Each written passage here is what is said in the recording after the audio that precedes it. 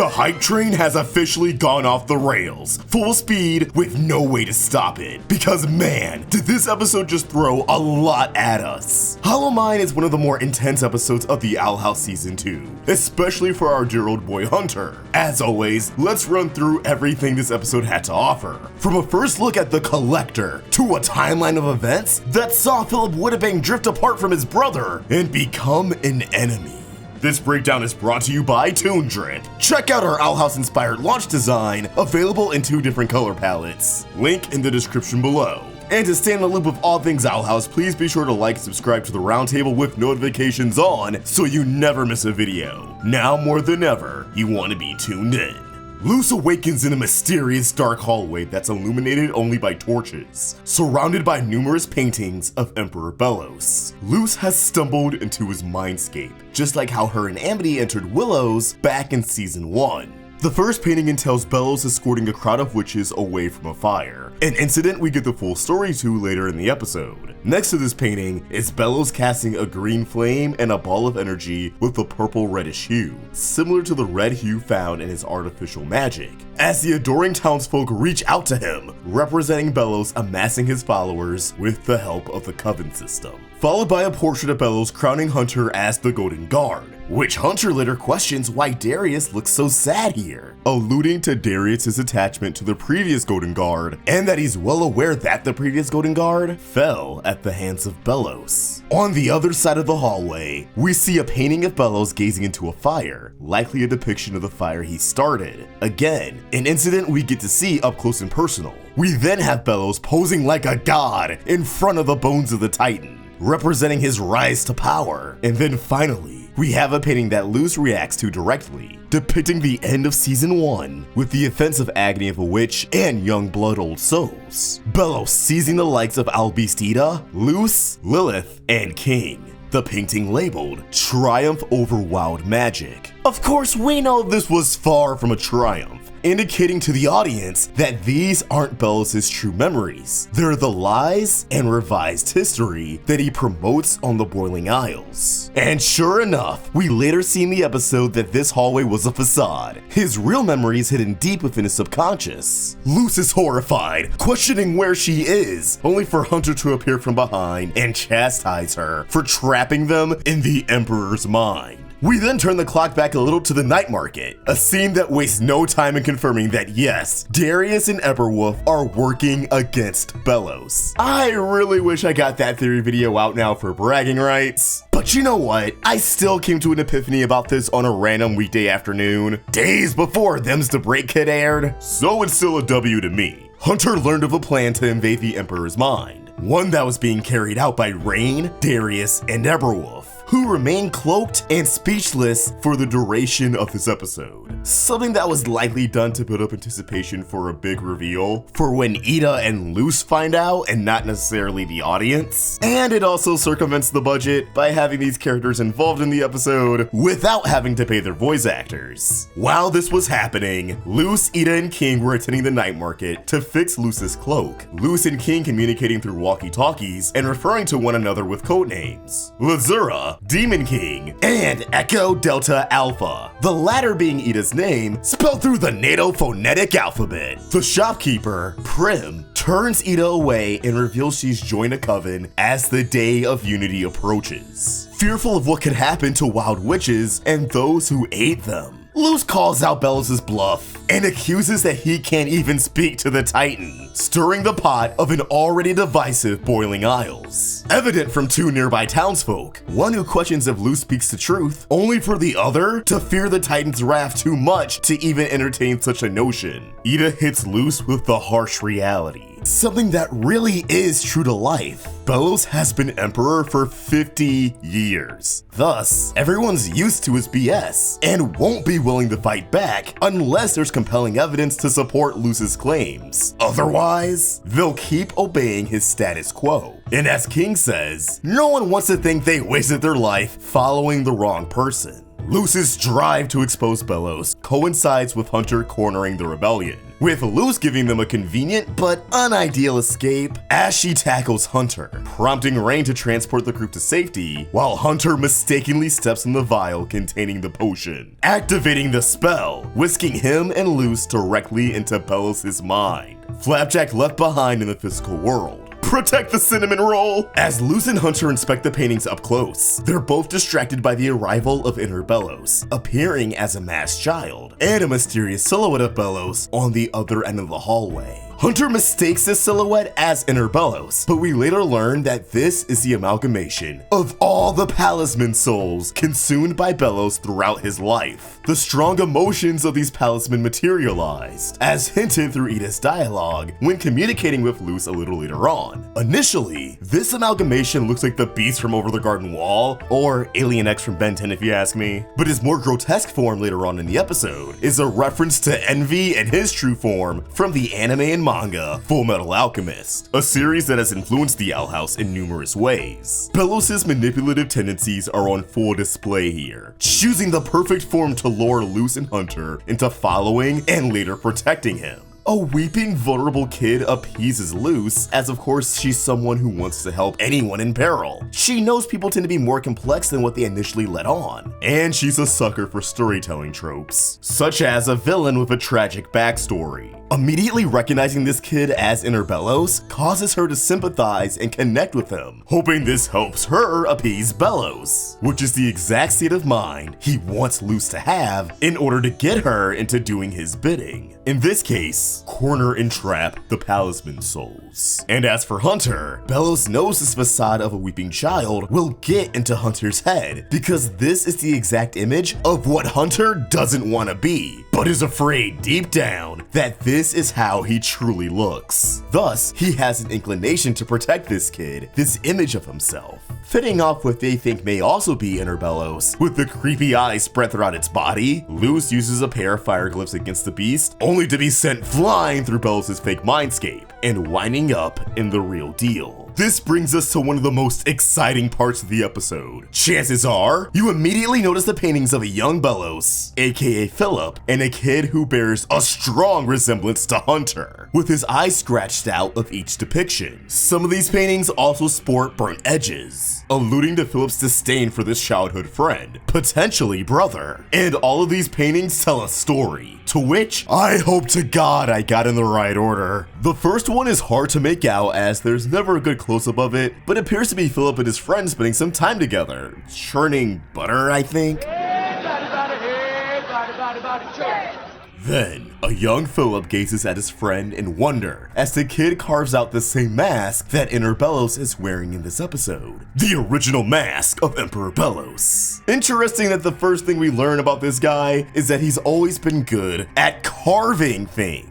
Didn't we just learn in Elsewhere and Elsewhen that Del Clawthorne excelled at carving Palisman? And we know there's a visual connection between his Palisman and Flapjack. I wonder if Del's proficiency at carving is something passed down to him from his father. Who would his father be? The original Hunter. Why's that? Let's keep moving. The next painting shows these two kids playing with sticks, raised high in the air, mimicking the poses of the shadows behind them, which appear to be villagers equipped with pitchforks. Remember, Philip is from the 1600s, the Deadwardian era for the Boiling Isles, but also the age where the Salem witch trials occurred.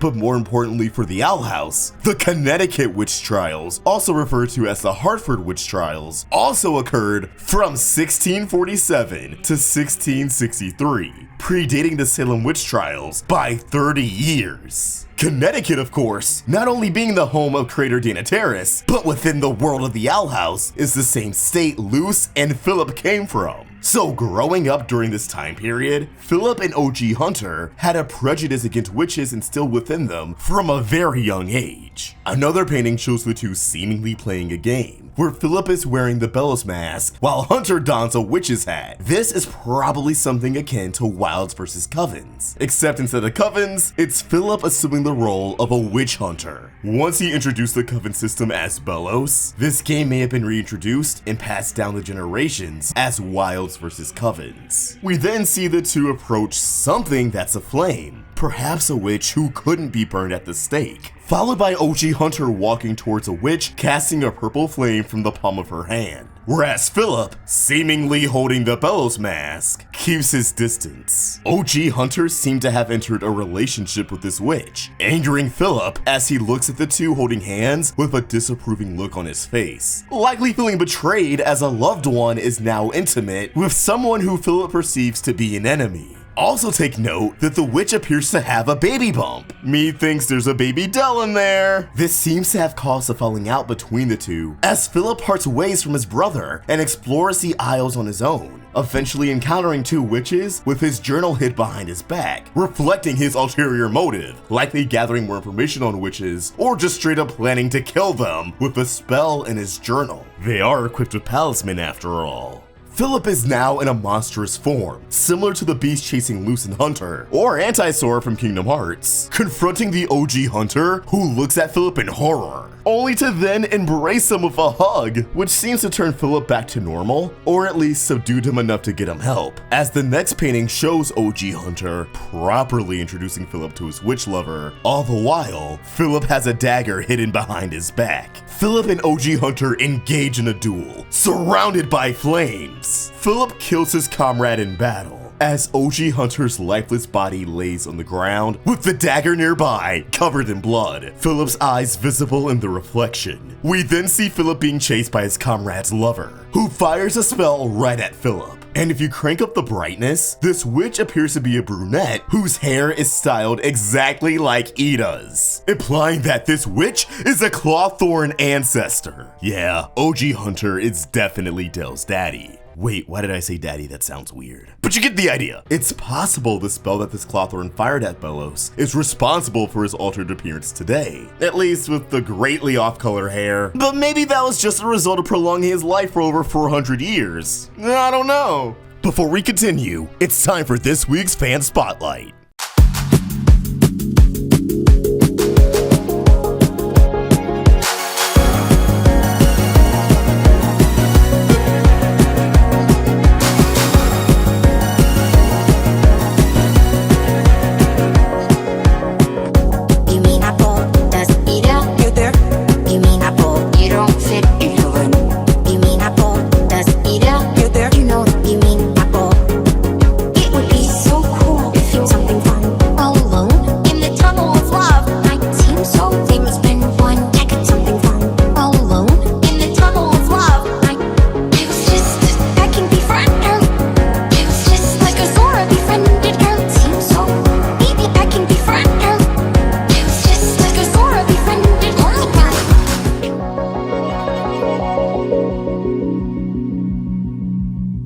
Finally, we see Philip absorbing the life force of a palisman with the mask on, embracing the identity of Emperor Belos as his eyes glow a fierce blue. We then see him carving glyphs into his arm with the dagger, explaining his appearance at the end of Elsewhere and Elsewhen. And lastly, he cuts his ears into the pointed shape of a witch's. The brutal end to a brutal origin story. Self-mutilation on the Disney Channel? It's more likely than you think. Dana Terrace elaborated on Twitter that these paintings were a dream come true for her, stating, "We've always wanted to tell a story within a story, and our production team and technical directors moved mountains to ensure everything was in its right place." Animation is no joke, folks. Getting the placement of these paintings just right had to take hours upon hours in itself. Probably days worth of work. I, for one, am very impressed, as Ida tries to find a way to pull Luce and Hunter out of the Emperor's mind, while Raine, Darius, and Eberwolf try to find a way to help without alerting anyone's attention. Luce and Hunter invade Belos' mind and learn of some dark truths, especially for Hunter, who's still in denial and chooses to cling onto the hope that his uncle is actually a pretty good dude. Yeah, nah. First, they witness Belos giving a speech to local witches about the dangers of wild magic and the efficiency of the coven system, staging an attack from quote-unquote wild witches in the process. However, these blasts are really just explosives from a previous Golden Guard. who is immediately scolded by Belos for an explosion getting too close for comfort. Belos then instructs the Golden Guard to ignite the rest of the explosives as they depart, setting the town ablaze. Distracted by this memory, Luz and Hunter fail to notice enter Belos swiping a bag of explosives, arguing over Belos' actions before being forced to jump into the next memory, the aftermath of the Golden Guard's arson. Belos pinning the destruction on wild witches, combined with the good old fear-mongering of eternal damnation. This successfully courses the townsfolk to try out the coven system, each receiving a sigil from technology built into the Golden Guard's glove. However, instead of simply sealing away most of their magic, the witches all have adverse reactions to the sigil, similar to Raine at the end of Ada's Requiem. The witches' eyes all glow as colorful veins pop out of their body, struggling to breathe before collapsing onto the ground. Now, the Golden Guard remarks that they're still alive, Belos retorting that then they still have work to do. But this reeks of standards and practices, and the fact that they're just kinda left there on the mountain heavily implies that, yeah, all of these people still died after. The sigils were always designed to lead to a witch's demise. Once Belos learned of the draining spell, he likely began to refine sigil magic for a long-term plan, bringing us to where we are today. Departing this memory and still evading the beast, as Inner Belos laughs to himself, Luz and Hunter enter a memory within a tree that's decorated in stars and crescent moons. It isn't hard to decipher that this tree is a memory that's heavily associated with the Collector. This memory in particular takes place after the events of Eclipse Lake. As Belos approaches the portal door underneath the castle, he senses a familiar presence, the presence of an entity we've been dying to see, the Collector themselves, whose first real line of dialogue is, oddly enough, speaking in riddles. To you who stray so far from home, to me who's trapped beneath these bones, we'll play forever me and you when you paint the land in 9 bright hues. Beyond this rhyme and its accompanying visuals from the Collector implying that they're trapped within the Boiling Isles itself, or the remains of the Titan, alongside the Day of Unity truly being a genocide of all witches, called it, painting the land in bright hues being akin to painting the land in blood. This rhyme also recontextualizes a meta aspect of the show, the hidden riddles. The first letter of every episode title in each season spells out a hidden message. Season 1's being, a witch loses a true way, and Season 2's being, seek the key, fear the lock, alongside hidden codes in each episode that form a riddle. Season 1's being, 2 witches torn apart, now alone, 2 hearts of stone, a curse of feathers and mud, a betrayal of blood. And Season 2's so far being, seething seas and puppet strings, he no longer dreams of kings, as above rush darkened skies. And yeah, we still need the rest. Now that we know the Collector speaks in riddles, I have a strong hunch that these coded riddles are actually them observing the events of the series from afar. The true antagonist has been speaking to us the entire time. Speaking of watching from afar, the Collector currently seems to be able to only project their form onto walls as a shadow. This is similar to how Luz could only communicate through reflections in Yesterday's Lie, which leads me to believe the Collector could be trapped in this in-between realm, meaning that they're the whispers that could be heard in that episode. What's also interesting is that the Collector remarks that they will get their revenge on, but then cuts himself off as they can't think of anything that rhymes with unity. But this implies that something happened between the Collector and witches, that the Collector themselves isn't a witch. There's something else entirely. The Collector and Belos both have a common adversary in wild witches, and only together are they able to wipe them out, eradicating all of them from existence. Scary. During this memory, Hunter runs in and hands Belos the key while profusely apologizing for defying his orders. Belos reacts in anger, snatching the key, though amazed it's returned to him, and he dismisses Hunter from the room. The Collector then teases Belos, saying they expected Belos to destroy Hunter right on the spot, but Belos retorts that Hunter does what he's told, unlike the previous attempts, the Grimwalkers he's created throughout the many years. The Collector then accuses Belos of getting enjoyment from destroying the Grimwalkers, but Belos claims that he's heartbroken every time Hunter betrays him. This man is twisted, taking a life every time the clone of his presumed brother steps out of line. Imagine not being able to handle things not going your way that much, to make it everyone's problem. It speaks volumes to Hunter's true character though. No matter what, the essence of a kind-hearted man who sees the value in all life shines through. Also, I just gotta say, I adore the Collector. Hunter, huge chaotic evil vibes. I know a lot of people have been comparing them to Bill Cipher, and I'm inclined to agree. They just have that energy to them. We'll definitely talk about them in depth in another video soon. Gotta keep you guys hooked! Hunter and Luz stumble upon a hallway of broken Golden Guard masks, confirming there were at least 17 Grimwalkers who were all slaughtered in brutal ways. Petrification, crumbling into nothing.